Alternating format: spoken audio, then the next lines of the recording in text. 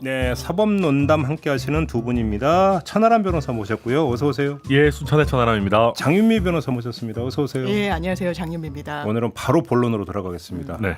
이준석 대표 당원권 정지 6개월 징계가 내려졌습니다. 네. 직무대행체제가 결정이 됐습니다. 따라서 당헌 당규상 6개월 뒤에 복귀하면 됩니다. 그렇죠. 근데 이 시나리오가 현실화되려면 하나의 산을 넘어야 됩니다.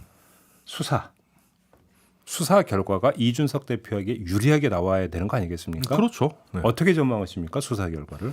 그걸 뭐 제가 어떻게 전망하겠습니까만은. 변호사시잖아요, 변호사죠. 아니 일단 그러니까 증거가 있으면 뭐 수사를 받아야 되고 처벌 받아야죠. 정말로 잘못을 했으면 우리가 우리 조국소 이런 거 안 하니까요, 저희는. 근데 이제 다만 제가 이제 걱정이랄까요, 예상을 굳이 하자면 윤리위 단계에서도 사실 물증이라고 할 만한 부분은 별로 안 나왔습니다. 그리고 이해관계가 없는 제3자의 진술도 별로 안 나온 것 같아요. 제가 봤을 때는. 그러니까 이제 그 최강욱 의원 징계 많이 비교를 하는데, 최강욱 의원 같은 경우는 물적 증거는 안 나왔죠. 거기도 동영상 캡처본 같은 건 안 나왔지만 그 굉장히 신뢰할 수 있을 만한 증인이라고 할 수 있는 민주당 보좌진들의 증언이 나왔거든요. 근데 이제 이준석 대표 사건 같은 경우는 조금 다른 것이, 사건 자체도 굉장히 오래돼 있고 그때 당시에 이제 뭐 배석을 했다고, 접대 자리에 배석을 했다는 좀 객관적인 사람들의 증언이나 이런 게 등장한 바는 없어서 그냥 법리적으로만 놓고 보면 새로운 증거가 과연 나올까? 그러니까 기소가 가능할까라고 싶기는 한데 아무튼 그건 저의 법리적인 생각입니다. 제가 들은 얘기는 좀 다르긴 한데, 일단 경찰이 상당히 접근할 수 있는 객관적인 물증도 확보했다라는 이야기들도 확인되지는 않지만 흘러는 나오고 있습니다. 매우 구체적으로 그 자리에 동석했던 누군가들을 특정을 이미 완료했다. 제시도 김성진 대표가 받기도 했다. 수사 참고인으로 조사를 받을 때.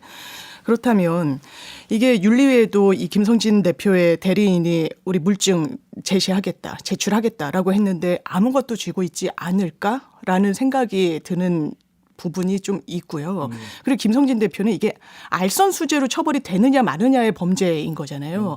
알선수재는 이제 시효가 7년입니다. 그런데 2013년도에 있었던 일이라고 보기 때문에 시효 지난 거 아니야 할 수 있는데, 2013년도부터 16년도까지 장기적으로 접대가 있었다니까 시효의 문제는 간파를 할 수 있을 것 같고, 그러면 구체적으로 혐의를 밝혀낼 수 있을 것인가가 문제인데, 저는 그거는 당연히 지켜봐야 되는데, 이 알선수재는 공여자, 그러니까 제공한 사람이 처벌받지 않아요. 뇌물죄랑 다르게. 그렇기 때문에 이 김성진 대표로서는 뭔가 이 변호인의 또 다른 의도가 있을 수도 있겠지만, 뭔가 굉장히 본인의 모든 거를 제시해도 본인에게 튈 불이익이 없기 때문에 앞으로 또 남은 기간 동안 얼마나 또 협조할지는 알 수가 없는 부분입니다. 관련해서 예를 들어서 이제 박근혜 시계가 나왔다. 네. 이 부분도 있지만 저는 개인적으로 그거보다 더 주목했던 게 그 즈음에 JTBC가 보도한 게 있어요. 판도라 폰이 있다라는 네. 보도 혹시 보신 적 있습니까? 네네, 맞습니다. 봤어요. 그러니까 김성진 대표가 업무용으로 쓰던 폰을 갖고 있다가 지인한테 그걸 맡겼다.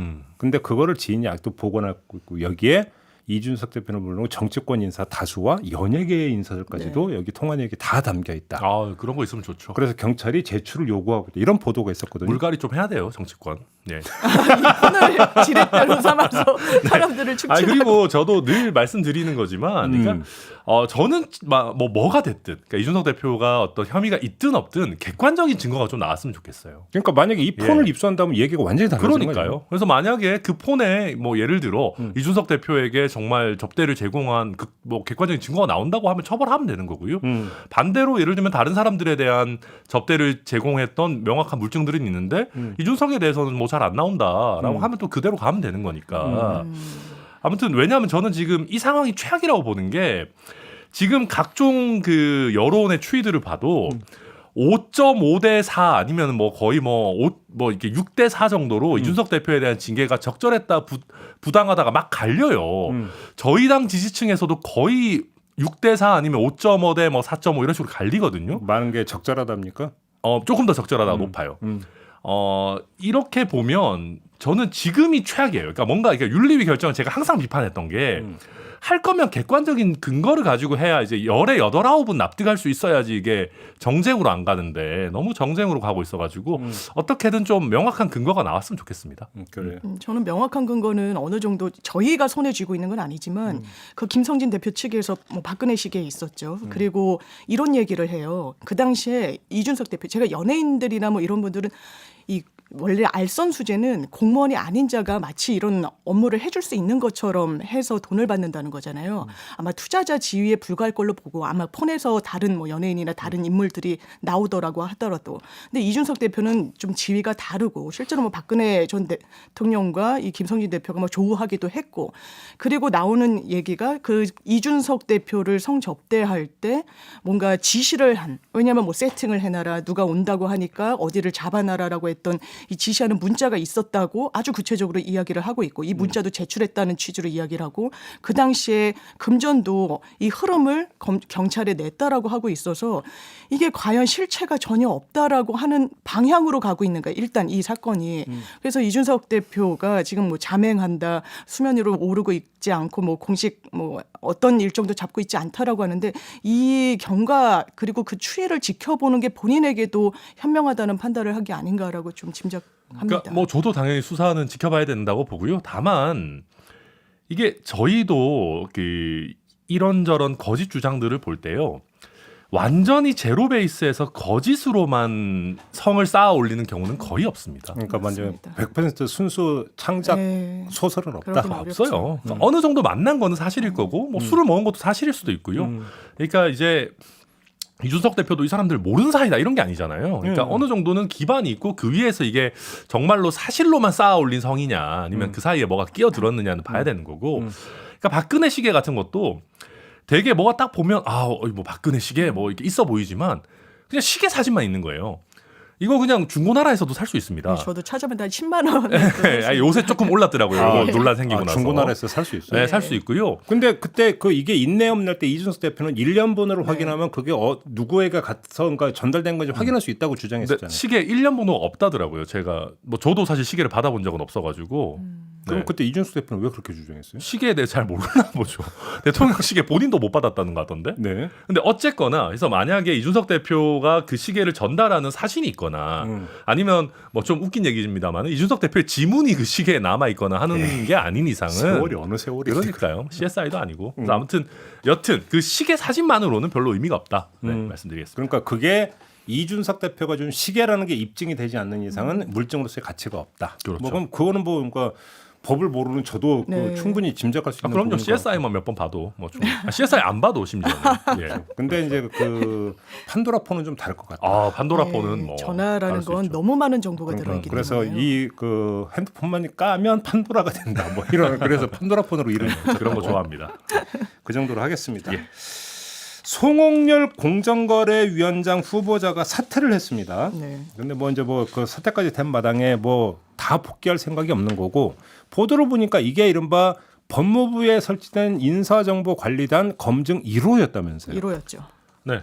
그러면 자 이거는 좀 평가를 해야 될 것 같은데 어떻게 네, 보세요? 저는 인사검증단을 출범을 시켰는데 이게 실질화하고 있는지 왜냐하면 저는 송영열 공정거래위원장이 과연 이 직에 대한 의지가 있었는지가 사실 의문이었어요. 제가 볼 때는 사퇴 요번 거 같은 경우 정말로 송 후보자 본인이 강하게 그런 것 사퇴를 얘기를 했던 것 같은데. 네, 명확한 그렇다면 되게 좀 검증 양심적인 과정에서 이런 부분이 드러났을 때 이게 드러났지만 예전에도 언론에서 좀 제기가 됐던 문제 제기였고 이 파고를 넘을 수 있느냐 없느냐는 인사검증단에서 자기네들이 수사 기록, 뭐 납세 기록만 보는 거 아니라 그랬잖아요. 세평조회도 하고 여러 종합적으로 보겠다고 하지 않았습니까? 그렇기 때문에 이 사람이 과연 청문회 그리고 언론의 공세를 뚫을 수 있는지 여부도 정말 철저하게 검증을 했었어야 돼요. 대통령에게 누가 되지 않게 하려면. 더더군다나 인사 낙마가 계속되고 있는 이런 와중에. 그런데 성공했느냐? 성공하지 않았습니다. 그 뒤에 나오는 이야기는 법무부 인사검증단은 사실은 실무를 할 뿐이야. 결정권을 쥐고 이 마침표를 찍는 건 대통령이야 라는 어떤 전언이 흘러나오고 있는데 굉장히 무책임하다라고 저는 생각합니다. 예. 네, 뭐 제가 뭐 그렇다고 동훈 수호 이런 것도 할 생각 없고요. 뭐 수호 이런 거 안 하고 싶어요. 할 수가 없어요. 근데 혁신이는 수호해야지. 혁신이는 수호해야죠. 제가 혁신위원이니까 스스로를 수호하는 거니까 그거는. 아무튼 근데 저는 제 스스로만 지금 지키기도 힘들고요. 근데 그러니까 이거는 저는 두 가지 지점으로 봐야 되는데 한동훈 장관이 이 이슈를 놓치고 보고서에 못 담았으면 한동훈 장관 책임이에요. 근데 그랬을 리는 없어요. 왜냐하면 송홍열 후보자 본인이 이 얘기를 했다 그러니까. 인사검증 과정에서 얘기 여러 차례 오갔다고. 그리고 이거 언론에도 다 때문에 났던 거예요, 되겠냐고 솔직히. 했다는 거. 그러니까 이게 이제 한동훈 장관 휘하에 있는 그 인사정보관리단에서 이걸 놓쳤을 가능성 없어요. 이걸 붙여서 보냈을 거고 정무적인 판단은 솔직히 대통령실에서 했을 것 같아요. 제 생각에는. 그러니까 뭐 그 보고서에 어떻게 주석을 달았는지는 모르겠습니다. 이러이러해서 뭐 인사청문회 통과가 어려울 걸로 전망된다 뭐 이런 의견을 달았는지 안 달았는지는 공개가 안 되니까 모르겠습니다만은 네. 판단은 대통령이 했다는 얘기는 저는 틀리지 않은 것 같고요. 또 한 가지는 저희가 되게 좀 너무 쉽게 생각한 것도 있는 것 같아요. 그러니까 저희라는 게 대통령실과 법무부를 좀 여권. 네, 여권. 그러니까 이분이 이거에 대해서 예를 들면 과거에 어느 정도 공개가 돼 있기도 하고 피해자의 사과가 돼 있기도 하니까 아이 뭐 괜찮겠지 해서 넘겼는데 일단 기본적으로 이거는 이 분의 명예에 굉장히 이제 직접적으로 연결이 되는 거고 아무리 과거에 언론에 공개돼 있었어도 이게 전 국민의 이슈가 되는 건 완전 다른 문제잖아요. 그러니까 아니 몰랐던 사람이 훨씬 많았겠죠. 아니 뭐 99%도 저도 몰랐겠죠. 몰랐습니다. 그러니까 이거는 제 생각에는 송홍열 후보자도 조금 안일하게 생각했던 게 있는 것 같고 그걸 이제 받아들인 수락한 것도 좀 그런 것 같고 이 전체적인 인사 시스템에서도 이거 뭐 기존에 공개됐던 거니까 괜찮겠지 이렇게 생각한 게 아닌가. 그러면 좀 천하람 아쉽습니다. 변호사의 말씀대로라면 결국은 대통령의 인사 마인드에 문제가 있다. 이렇게 정리돼야 되는 거잖아요. 그런 면이 없지 않아 있죠. 네, 왜냐하면은 지금 이분 말고도 뭐 음주운전 한 교육부 장관이라든지 여러 가지 문제들이 있는 거거든요. 그러니까 더 엄격하게 가야 됩니다. 그러니까 이게 이제 우리가 항상 하는 게 뭐 문재인 정부보단 낫지 않냐라는 얘기인데 그 의미 없는 얘기잖아요. 문재인 정부는 이미 정권 교체가 됐는데 그래서 그러니까. 더 엄격한 기준을 가져야 되는 게 맞습니다. 그렇게 놓고 본다면 인사 마인드를 이야기를 했으니까 자꾸 이제 그 나오는 이야기 자꾸 법 논리로만 그러니까 뭐 적합 여부를 따지는 여기서 이제 사단이 발생하는 거 아니냐 이런 얘기도 좀 있잖아요. 그렇습니다. 지금 법으로 이 법의 잣대로 할 게 아니죠. 저는 그 박순애 장관 같은 경우에도 뭐 음주운전을 한 정치인들도 많아요. 뭐 많다기보단 있어요. 그런데 그걸 정확하게 소명하고 해명했어야 되고 기소유예, 선고유예를 받았는데 대단히 이거 이상한 겁니다. 사실 0.2%가 나왔는데 선고유예를 받았다. 이 과정 중에 뭔가 뭐 개입하지 않았을까라는 의문이 법조인들은 가질 수밖에 없을 거예요. 왜냐하면 선고유예가 나올 수 있는 수치가 아니기 때문에. 그렇다면 청문회 과정을 당연히 거쳤어야 됩니다. 이거는 그리고 그냥 뭐 다른 부처 장관이 아니잖아요. 교육부의 수장이 되는 거잖아요. 그렇죠. 아이들 교육, 초중고 교육을 장관이 수장을 하는 것인데 이 부분에 대해서 청문회를 거치지 않는 거 저는 반민주적이라는 생각이 들어요. 윤석열 대통령이. 반민주적이다? 예, 왜냐하면 청문회 제도를 그냥 형해화하고 있습니다. 아니 문재인 대통령 때 어떻게 했습니까? 이 청문회를 거친 인사에 대해서 야당이 뭐 여당 입장에서는 발목 잡기라고 해서 이 인준안 통과를 해주지 않을 때 강행했다라고 해서 얼마나 비판을 했습니까? 저는 청문회조차 하지 않을 거라고는 상상도 하지 못했었습니다. 그리고 그 장 변호사님 수치 왜 깎아줘요? 0.2 아니에요. 0.251입니다. 5일이나 깎아주는 건 너무 많이 깎아주는 거예요. 왜 이러세요 오늘 전화로 변호사? 근데 솔직히 음주운전 나쁜 거잖아요. 그러니까. 예. 그리고 저도 뭐 살면서 부도덕한 행위를 많이 하지만 그래도 유일하게 내세울 수 있는 게 음주운전 안 했다는 거기 때문에 유일하게까지는 아니겠지만. 그럼 한 거는 얘기 못하죠? 굳이 제가 뭐 청문회 하는 것도 아니고. 근데 아무튼 저 다 맞는 말씀이고요. 예, 청문회 해야 돼요. 예. 그 지금 인사 마인드 나왔으니까 간밤에 불 꺼진 거 하나만 좀 두 분 견해를 좀 여쭤볼게요. 그 극우 유튜버 안정권 씨 지금 평산마을에서 욕설 시위하고 있는 이 사람의 누나가 지금 대통령 소통관실에서 그러니까 일하고 있는 사실이 밝혀졌어요. 네. 선거 캠프 때부터 같이 네. 합류를 했다고 하는데 방금 들어온 속보에 따르면 사표를 냈다. 네. 이런 지금 속보가 들어왔는데 이 인사의 어떤 적절성을 어떻게 평가를 하세요? 일단 안정권 씨 누나 같은 분을 쓰니까 정권이 안정이 안 되는 겁니다. 오늘 왜 이래? 아니 저는 이거 보고 솔직히 너무 화가 났던 게 어제도 이게 일단 안정권 씨의 누나라는 면도 누나인데 연자제라는 말이 안 돼요. 왜냐하면은 이 사람이 그냥 안정권 씨랑 상관없는 일을 하면서 살았으면 맞아요. 그래 누나니까 연자제 오케이 맞는 말인데 이 사람이 이거를 같이 했단 말이에요. 합동방송도 했고 심지어는 제가 영상을 직접 본 건 아니지만 저한테 이제 네티즌들이 막 이렇게 보내주잖아요.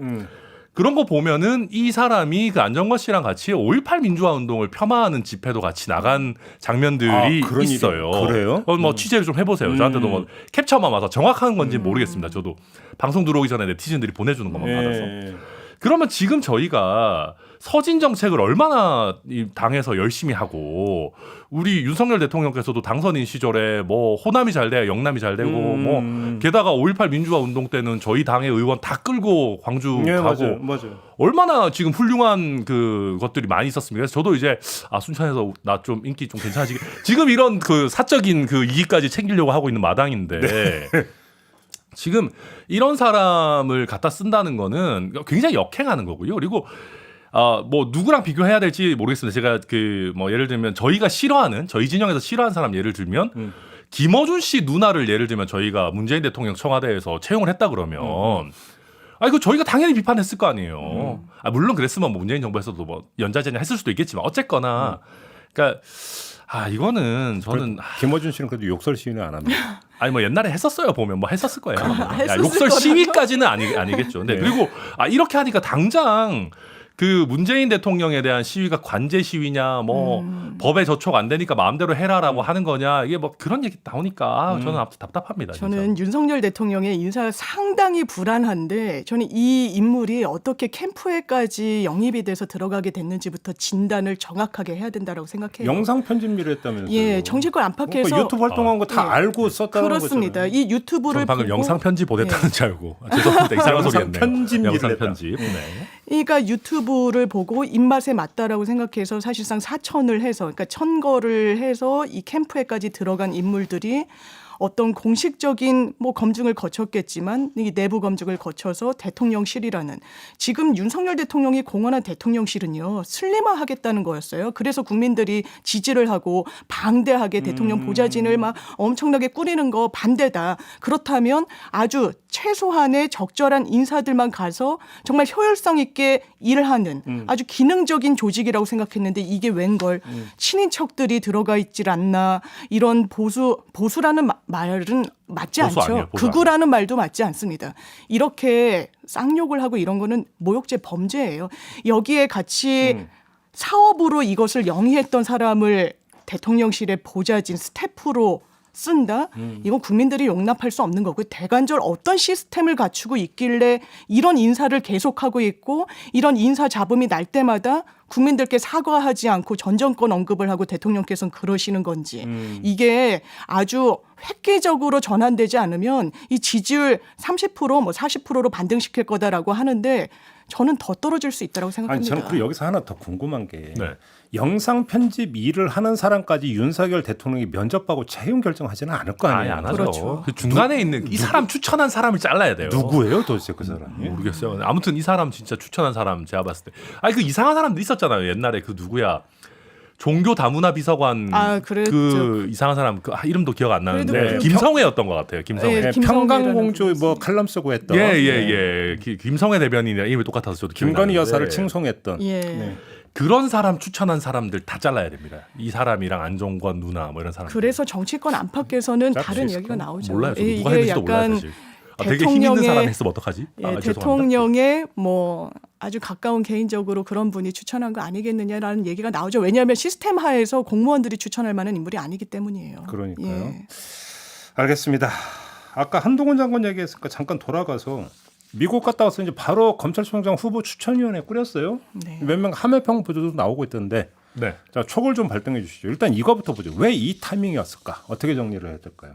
더는 지체할 수 없는 때 우리가 한다라는 걸 보여주기 위한 거다. 지금 출범하고 2달 됐어요. 이렇게 공백이 길어지는 건 외부 변수 없이 검찰총장을 두고 있다. 본인이 인사를 하고 싶었기 때문이라고 생각합니다. 인사권을 이제 행사를 하고 그 이후에 다 세팅이 된 나중에 뭔가 이 부분을 움직이면은 실권을 발휘할 수가 없게 되겠죠. 이미 세팅된 대로 굴러가는 그게 작동을 하고 있는 타이밍에 그렇기 때문에 이 시점을 골랐다. 이건 일부러 유예한 거다 이렇게 생각합니다. 그러니까 아주 희한하게 중간 간부 인사까지 완료된 다음이잖아요. 그렇습니다.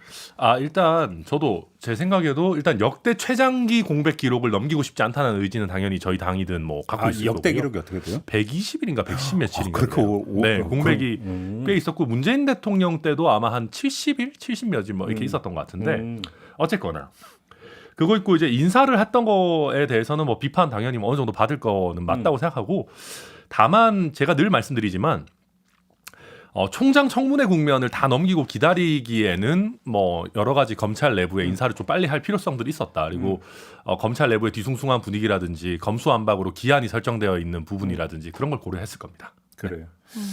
알겠습니다. 자, 아무튼 그 하마평 보도가 좀 나오던데, 그러니까 지금 추천위원회에서 3명을 추려서 추천을 하면 그 가운데 1명을 골라서 제청하게 되는 거죠, 절차가. 그렇죠. 네.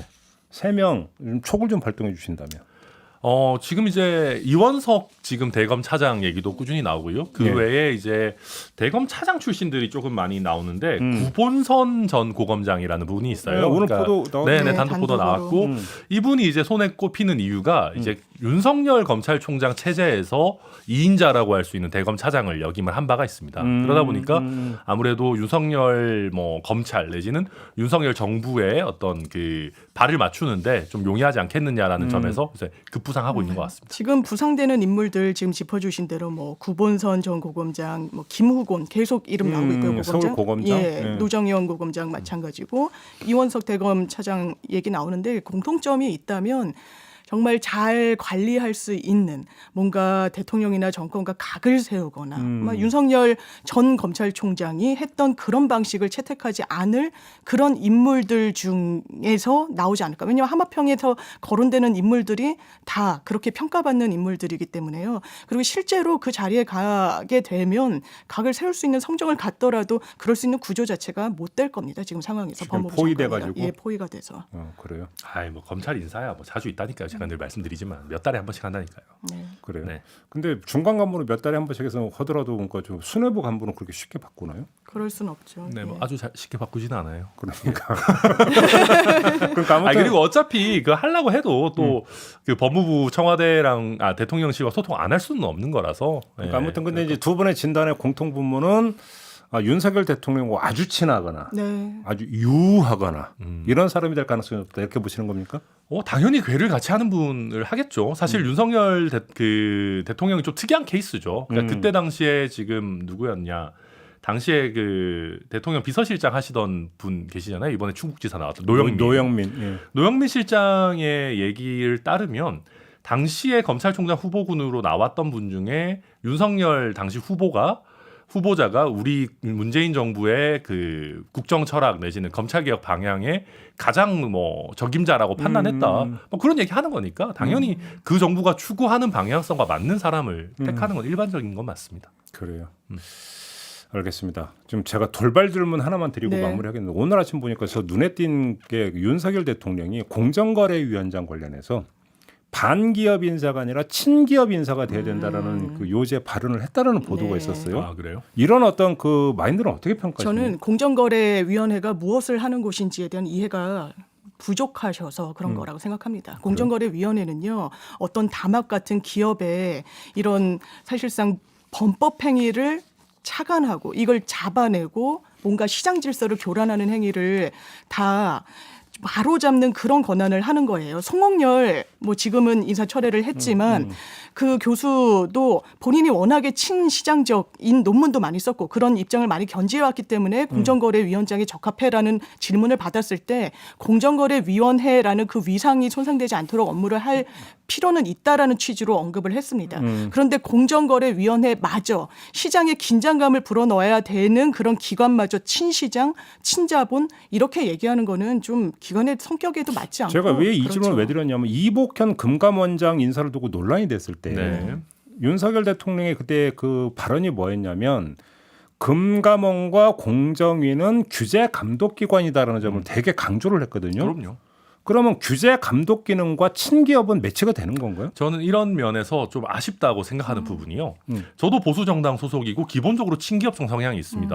당연한 얘기죠. 보수라면 그렇죠. 네네. 근데 이게 이제 저는 이걸 잘 나눠야 되는 게 친기업이라고 할 때 우리가 친재벌, 친대기업을 얘기하는 걸로만 한정하면 안 돼요. 당연하잖아요.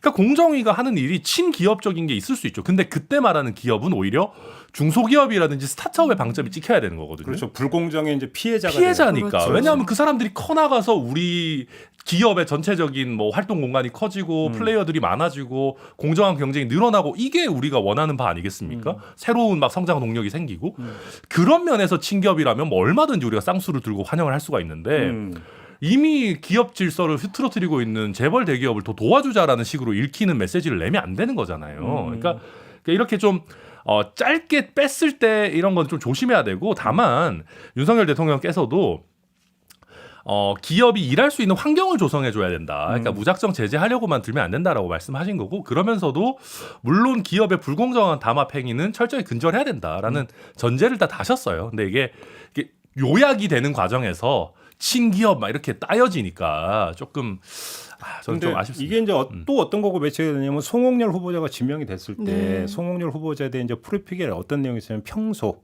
친재벌적 성향을 그렇죠. 보여왔다라는 어떤 또 프로필 이런 거 보도가 있었기 때문에 네. 연결이 돼서 네, 그렇죠. 맞습니다. 그런 식의 해석이 그래서 나올 한번 수 좀 있죠. 질문을 좀 드려봤던 거예요. 그래서 지금 어떻게 이게 좀 정리가 되지? 왜냐하면 지금 전혀 다른 메시지가 네. 계속 발신이 되거든요. 너무 갈짓져요. 대통령 중. 그러니까 사실 금감원장 같은 경우에는 저희가 이제 얘기했던 것도 오히려 이제 금융에 대한 제대로 된 규제 내지는 그 문제가 되는 거를 잘 캐치해서 결국 금융 소비자를 보호하겠다라는 게 저희 명분 아니었겠습니까? 네. 공정거래위원회도 마찬가지잖아요. 사실 여기에 정책 대상은 오히려 스타트업 중소기업이나 아니면 기업의 담합으로 피해보는 소비자들인 거니까 맞습니다. 그 관점을 계속 갖고 가야죠. 네. 알겠습니다. 자 오늘 사법논담은 이렇게 아주 오늘 밀도 있는 뭐 네. 토크였습니다. 네, 두 분 고생 많이 하셨고요. 이렇게 마무리하겠습니다. 저도 함께 물러가겠습니다. 고맙습니다. 감사합니다. 감사합니다.